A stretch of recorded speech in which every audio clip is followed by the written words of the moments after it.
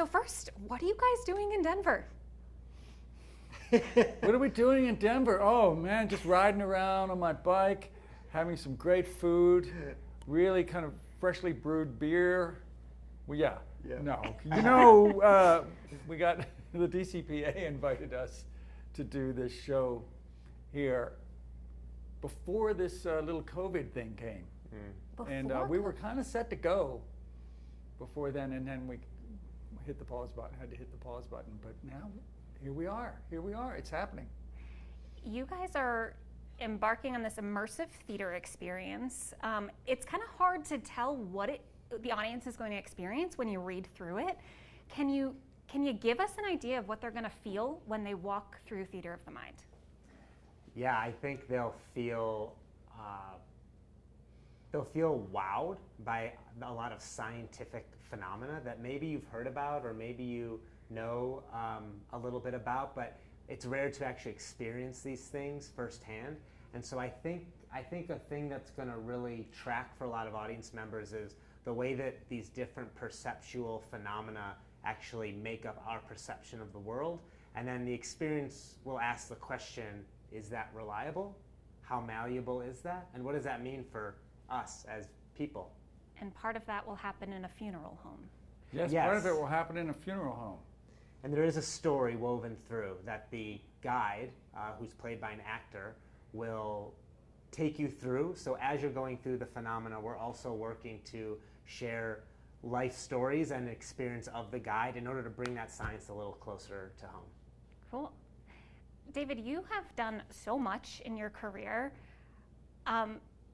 Why keep creating? Why keep doing this? You don't have to do this. Yeah, I guess I could. You know, there's this place in Florida, Mar-a-Lago, that I heard is going to be available. I could just retire there.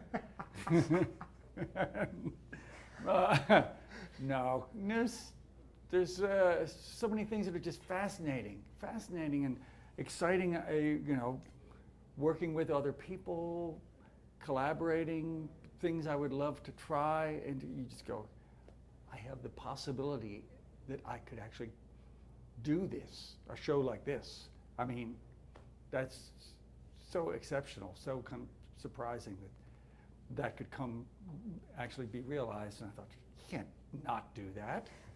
You can't say, no, I think I'll just sit on the porch here, Dan, yeah. Andrew, what's it like working with this guy? Oh, it's incredible.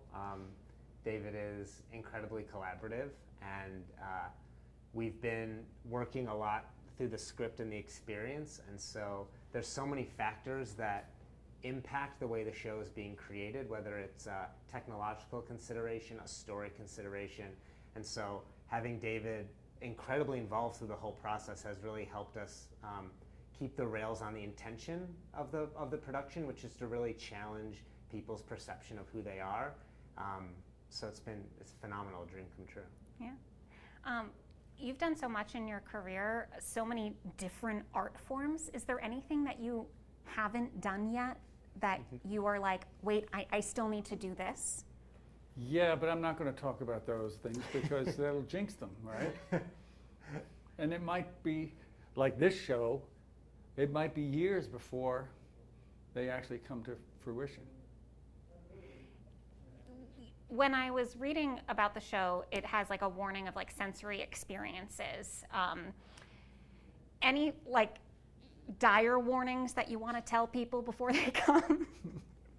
Nothing too dire.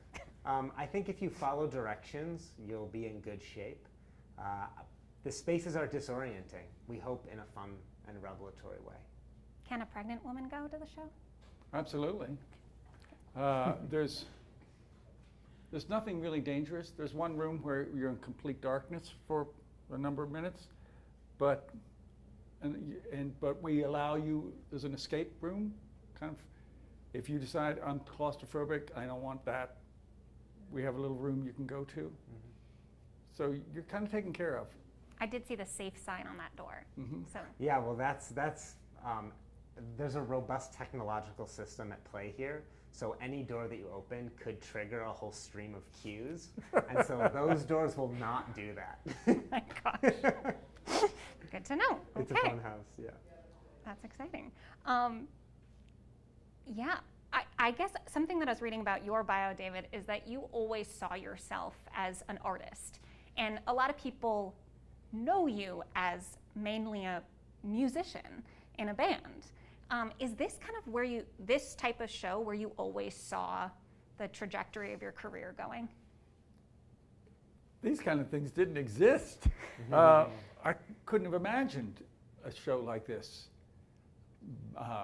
back then. It was not like, that's what I want to do. It couldn't have entered my head. In fact, when I started thinking about working with the science and the labs and these kind of experiences, I still had no conception of what it would evolve to be. That's part of the fun of it. You test things out and you go, that didn't work, that worked, we're going that way. Mm-hmm. And you've done a lot of different kinds of theater like this. Is this pushing the boundaries for you? This is absolutely pushing the boundaries for me. I've always been someone that's interested in bringing science more into the theatrical landscape, and this is really taking that to another level by creating experiments for the audience to participate in. That's a completely new experience for me. Yeah. Anne, you got any questions? Why is Denver a good spot for this? Charlie Miller. Charlie Miller. Charlie Miller has cultivated an incredible community of people who are hungry for this kind of work, and a group of actors who are ready to take on something as challenging and complex as this show is.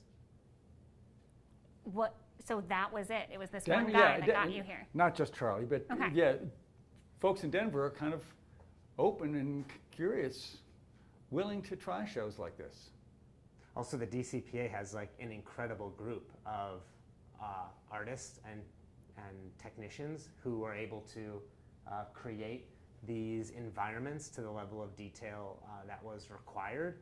And there's not a lot of places throughout the country where you have such a robust team that's made available to you. Because I think when people think of Denver, they think of what you first described, the beer, biking, mountains. They're not thinking of immersive theater experiences. Yeah. That's why we came to Denver. Yeah. Yeah. Beer and bikes. Yeah. But also immersive theater now. Yeah, Yep. exactly. Exactly. And what do you wish I had asked you?